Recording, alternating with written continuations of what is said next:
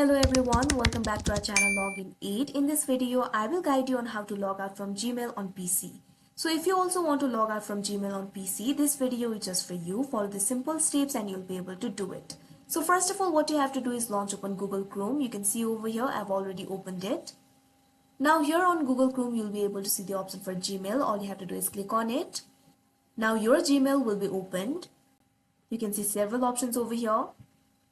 If you want to log out from Gmail, it is very simple. All you have to do is click on the profile icon that you can see at the top right corner of your screen.